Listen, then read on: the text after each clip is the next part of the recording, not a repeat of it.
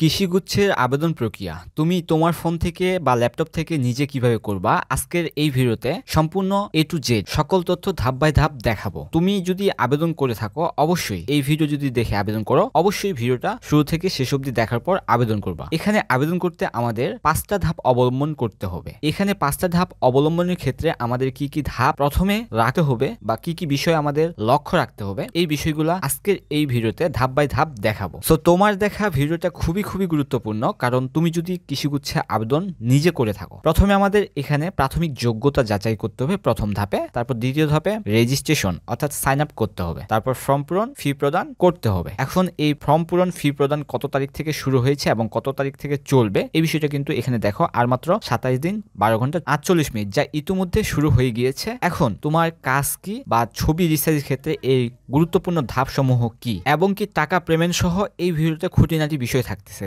তো চলো শুরু করি। প্রথমে আমাদের এই ওয়েবসাইটে আসতে হবে acas.edu.bd। ওয়েবসাইটটি আমি পিন কমেন্টে দিয়ে দিব বা ডেসক্রিপশনে দিয়ে দিব, সেখান থেকে চাইলে তোমরা সরাসরি আসতে পারো। এখানে আসে মূলত আমরা এরকম ইন্টারফেস দেখতে পাবো। এখানে তোমাদের প্রাথমিক যোগ্যতা যাচাইয়ের ক্ষেত্রে এই যে প্রাথমিক যোগ্যতা যাচাই এখানে ক্লিক করব। এখানে ক্লিক করলে আমাদের এরকম ইন্টারফেস আসবে। এই ইন্টারফেস আসার আগে আমাদের বিজ্ঞপ্তি, তোমাদের যে বিজ্ঞপ্তিটা প্রকাশিত হয়েছে এখানে কিন্তু স্পষ্ট করে দিয়েছে। এই যে এখানে ক্লিক করলে আমাদের কৃষি বিজ্ঞান আর 9টি ডিগ্রি প্রদান পাবলিক বিশ্ববিদ্যালয় গুচ্ছ পদ্ধতিতে 2024-25 শিক্ষাবর্ষে যে সার্কুলারটা প্রকাশিত হয়েছে সেই সার্কুলারটা অবশ্যই তোমরা ভালো করে দেখে নিবা। এই ওয়েবসাইটে আসতে হবে। এখানে ওয়েবসাইটে আসার পর অর্থাৎ এরকম ইন্টারফেস দেখাবে। তারপরে আমাদের কি কাজ করতে হবে, এখানে আমাদের মোবাইল নাম্বার প্রদান করতে হবে। মোবাইল নাম্বারে তোমাদের SMS চলে যাবে, সকল SMS নিজের ফোন নাম্বার দিতে হবে। তারপর ছবির ক্ষেত্রে এখানে গুরুত্বপূর্ণ কথা বলছে, অবশ্যই যে আবেদন করবে তার পাসপোর্ট সাইজের রঙিন জেপিজি ফরম্যাট 50 কিলোবাইটের মধ্যে হতে হবে। পাসপোর্ট সাইজের ছবি আপলোড না করলে প্রার্থীকে ভর্তি পরীক্ষায় অংশগ্রহণ সুযোগ দেওয়া হবে না। তো আমরা এখন ধাপ বাই ধাপ দেখব। তো প্রথমে আমরা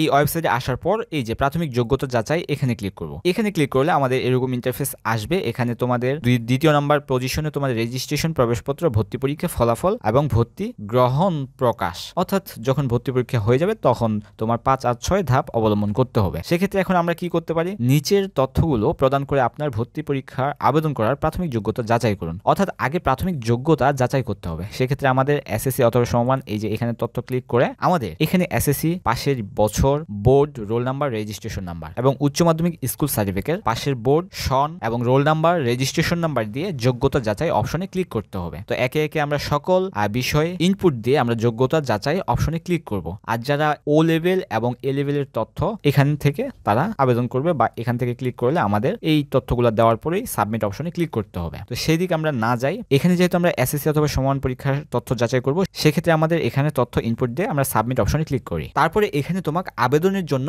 অভিনন্দন জানাবে। আপনি প্রাথমিক যোগ্যতা যাচাই সফলভাবে সম্পূর্ণ করেছেন। রেজিস্ট্রেশন প্রক্রিয়ার পরবর্তী ধাপসমূহ অবলম্বন করতে সাইন আপ অপশনে ক্লিক করুন। এখানে তোমার তারপরে ধাপে হচ্ছে মোবাইল নাম্বার দিতে হবে। সেই মোবাইল নাম্বারে সাইন আপ অপশনে ক্লিক করলে আমাদের এই বিষয়গুলো ভালোভাবে পড়ে নিতে হবে। অর্থাৎ এখানে তোমার মোবাইল নাম্বার লাগবে এবং কি ইমেল আইডি প্রয়োজন হবে। সেক্ষেত্রে আমাদের অবশ্যই ইমেল আইডি এবং মোবাইল নাম্বার সতর্কতার সাথে প্রদান করতে হবে। তো সাইন আপ অপশনে আমরা ক্লিক করলে এই যে মোবাইল নাম্বারের জায়গায় আমরা মোবাইল নাম্বার সঠিকভাবে দিব এবং কি ইমেল আইডির জায়গায় সঠিকভাবে আমরা ইমেল সাবমিট করব। দিয়ে সাইন আপ অপশনে আমরা ক্লিক করব। সাবমিট অপশনে ক্লিক করলে আমাদের এই যে সাইন আপ সফলভাবে সম্পন্ন হয়েছে এবং কি ওটিপি তোমার ফোনে এবং কি ইমেল আইডিতে প্রেরণ করে দিছে। তো অবশ্যই এটা 10 মিনিটের মধ্যে ব্যবহার করতে হবে। ওটিপি না পেলে বা মেয়াদ উত্তীর্ণ হয়ে গেলে পুনরায় চেষ্টা করুন। অর্থাৎ এখানে যদি তোমার কোনো ধরনের অসুবিধা বোধ হয় তোমরা 10 মিনিট পর বা 20 মিনিট পর ট্রাই করবা। ওটিপি দিয়ে আমরা সাবমিট অপশনে ক্লিক করব। সাবমিট অপশনে ক্লিক করলে আমাদের এই যে অভিনন্দন জানাইছে যে আপনার সাইন আপ প্রক্রিয়া সফলভাবে সম্পন্ন হয়েছে। আপনার মোবাইল নাম্বার এবং ইমেল নাম্বারে পিন ও পাসওয়ার্ড পাঠানো হয়েছে।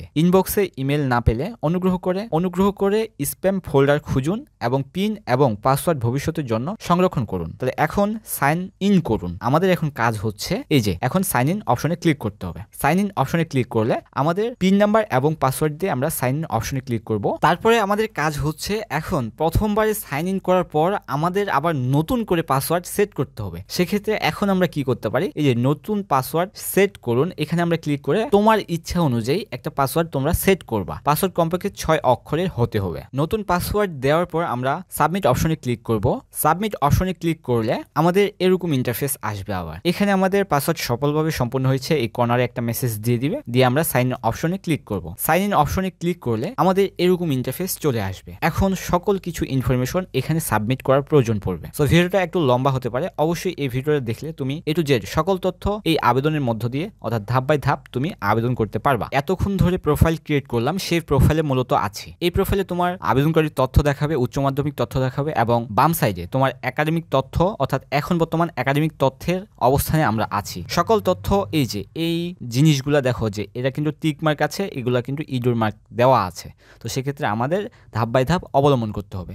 তো একটু যদি আমরা নিচে স্ক্রল করি তাহলে আমাদের এই যে পরবর্তী পৃষ্ঠায় যান, এখানে আমরা ক্লিক করব। এখানে ক্লিক করলে আমাদের কোটার অপশন দেখাবে। এই যে এখন আমরা দ্বিতীয় ধাপে আছি, এখনো কিন্তু আমরা ইনপুট দেই নাই, সেক্ষেত্রে আমাদের ইডোর মার্ক আছে। যদি আমরা এখন ইনপুট দিই অর্থাৎ সংরক্ষণ করুন এবং পরবর্তী পৃষ্ঠায় যান, সেক্ষেত্রে আমাদের এটাও টিক মার্ক হয়ে যাবে। যদি কোটা থেকে থাকে কোটা অপশনে ক্লিক করে সংরক্ষণ করুন অপশনে ক্লিক করব, এবং যদি না থেকে থাকে তাহলে অবশ্যই প্রযোজ্য নয়, এখানে টিক মার্ক দেওয়া থাকবে, দিয়ে সংরক্ষণ অপশন এবং পরবর্তী পৃষ্ঠায় যান আমরা ক্লিক করব। এই যে কোটা সফলভাবে আপডেট করা হয়েছে। এখানে আমাদের পরবর্তী ধাপ হচ্ছে তুমি প্রশ্নপত্রের ভাষা অর্থাৎ তুমি কোন প্রশ্নপত্রে পরীক্ষা দিবা এই বিষয়টা দেখাবে। তুমি যদি ইংরেজিতে দিতে ইচ্ছুক সেক্ষেত্রে ইংরেজি সিলেক্ট করবা, আর যদি বাংলা দিতে ইচ্ছুক সেক্ষেত্রে বাংলা সিলেক্ট করবা। বাংলা দেওয়া আছে, তারপর একটু নিচে স্ক্রল করলে আমাদের এখানে বিভাগ দেওয়ার প্রয়োজন পড়বে, জেলা দেওয়ার প্রয়োজন পড়বে, বর্তমান ঠিকানা দেওয়ার প্রয়োজন পড়বে। তারপরে আমরা সংরক্ষণ অপশনে এবং পরবর্তী পৃষ্ঠায় যাওয়ার জন্য ক্লিক করব। সেক্ষেত্রে আমাদের এখানে এই যে ভাষা ঠিকভাবে আপডেট হয়েছে এবং কি এরকম একটা ফর্ম দেখাবে, তোমাদের এখানে ফর্ম দেখাবে। এখানে বিশেষ দ্রষ্টব্য কি বলছে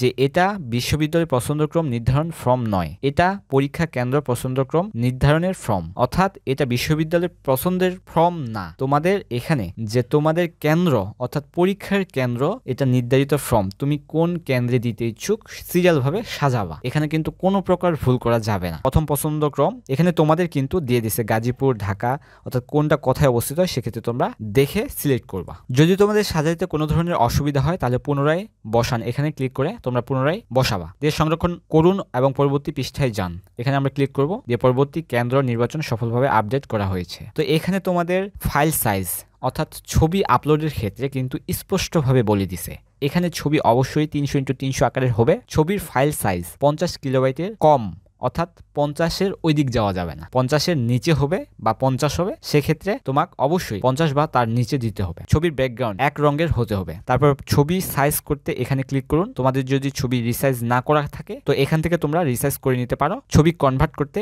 এখানে ক্লিক করুন। যদি তোমাদের ফাইল সাইজ বেশি হয়ে যায় তাহলে কনভার্ট করতে এখানে ক্লিক করুন। সঠিকভাবে ছবি রিসাইজ করার পর আমরা আপলোড দিয়ে দিব, দিয়ে সংরক্ষণ অপশনে ক্লিক করব। সংরক্ষণ অপশনে ক্লিক করলে আমাদের ফটো সঠিকভাবে সফলভাবে আপলোড করা হয়েছে এরকম ইন্টারফেস দেখাবে এবং কি তোমার তথ্য দেখাবে। এখন আমরা পূর্ণ মূল্যায়ন এবং চূড়ান্ত জমা। এতক্ষণ ধরে আমরা যেই তথ্যগুলো সাবমিট করলাম সেই তথ্যগুলো ঠিক আছে কিনা সেগুলো আমরা পূর্ণ মূল্যায়ন এবং চূড়ান্ত জমা দিব। পূর্ণ মূল্যায়ন করব, তারপর আমরা জমা দিব চূড়ান্তভাবে। সকল কিছু ঠিকঠাক থাকলে আমরা নিশ্চিত অপশনে ক্লিক করব।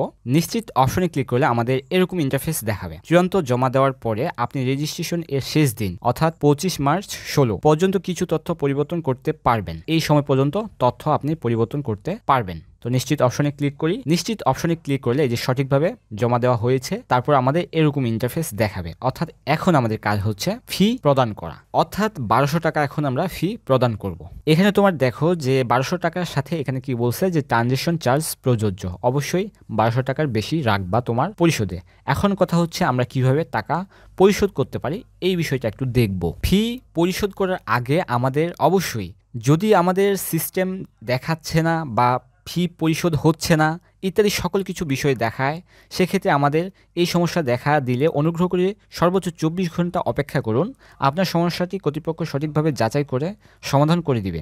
যদি 24 ঘন্টার মধ্যে আপনার সমস্যাটি সমাধান না হয় থাকে তাহলে আপনাকে ড্যাশবোর্ড এ অভিযোগ বক্সে সঠিক তথ্য দিয়ে অভিযোগ করতে হবে। এখন আমরা এই অভিযোগ বক্সটা কোথায় পাবো? যদি কোনো ধরনের সমস্যা হয়ে থাকে তাহলে এই যে দেখো তোমার প্রোফাইলের ঠিক বাম সাইডে অভিযোগ বক্স, এখানে আমরা ক্লিক করে অভিযোগ বক্স অভিযোগ করব যদি তোমাদের কোনো ধরনের সমস্যার সম্মুখীন হও। তো এখন আমরা ফি প্রদান করব। ফি প্রদান অপশনে জমা দিন অপশনে ক্লিক করব। জমা দিন অপশনে ক্লিক করলে আমাদের এরকম ইন্টারফেস আসবে। আপনি কি পেমেন্ট প্রক্রিয়া শুরু করতে চান? অবশ্যই হ্যাঁ তে ক্লিক করে আমাদের একটু অপেক্ষা অর্থাৎ লোড নিয়ে আমাদের একটা পে সিস্টেম নিয়ে যাবে। কিভাবে সেটা আমরা পে করতে পারি? তো অবশ্যই আমরা মোবাইল ব্যাংকিং এর মাধ্যমে যেহেতু করব সেক্ষেত্রে আমাদের এই যে মোবাইল ব্যাংকিং অপশনে আমরা ক্লিক করব। এখানে আমাদের বিকাশ দিয়েও আমরা পেমেন্ট করতে পারবো, নগদ দিয়েও আমরা পেমেন্ট করতে পারবো এবং সেলফিন দিয়েও করতে পারবো। এছাড়াও আর অন্যান্য অন্যান্য মাধ্যম দিয়েও আমরা টাকা পে করতে পারবো। তোমার যেটা সুবিধা হয় সেটা চাপে এই যে এক নিচে স্ক্রল করলে আমরা যদি বিকাশের মাধ্যমে পে করি তাহলে আমাদের এক্সট্রা 18 টাকা, আমাদের 18.27 টাকা আমাদের রাখতে হবে এই 1200 টাকার সাথে। আর যদি নগদ অপশনে ক্লিক করি সেক্ষেত্রে আমাদের ঠিক একই টাকা কাটবে আর কি। তো আমরা বিকাশের মাধ্যমে দিয়ে পে অপশনে ক্লিক করব। পে অপশনে ক্লিক করলে আমাদের কিছুক্ষণ অপেক্ষা নেবে। অপেক্ষা নেওয়ার পর আমাদের এখানে মোবাইল অ্যাকাউন্ট নাম্বার দিতে হবে। তো সেক্ষেত্রে আমরা অ্যাকাউন্ট নাম্বার বসিয়ে কনফার্ম অপশনে ক্লিক করব। কনফার্ম অপশনে ক্লিক করলে আমাদের একটা ওটিপি যাবে এবং কি সেই ওটিপিটা বসিয়ে আমরা নেক্সট অপশনে চাপবো, অর্থাৎ আবার কনফার্ম করব। কনফার্ম করে আমাদের টাকা পেমেন্ট সম্পূর্ণ হয়ে গিয়েছে। তো আমরা অবশ্যই টাকা পেমেন্টের পর নিজের প্রোফাইল থেকে আমরা স্লিপ ডাউনলোড করে ফেলবো। তো এই হচ্ছে সম্পূর্ণ প্রসেস। কৃষিগুচ্ছের ভর্তি প্রক্রিয়ার আবেদন তুমি কিভাবে নিজে করবা এই বিষয়টাই A to Z সকল তথ্য খুঁটিনাটি সহ এই ভিডিওতে দেওয়ার চেষ্টা করলাম। তো ভিডিওটা যদি তোমার উপকার এসে থাকে অবশ্যই চ্যানেলটি সাবস্ক্রাইব করে বেল আইকন বাজিয়ে দিয়ে অবশ্যই পাশে থাকবা। এরকম ইনফরমেশন ভিডিও পেতে অবশ্যই চ্যানেলটি তোমার উপকৃত হবে বলে আমি মনে করি বা আশা করি। তো দেখা হচ্ছে নতুন কোনো আপডেটের সাথে।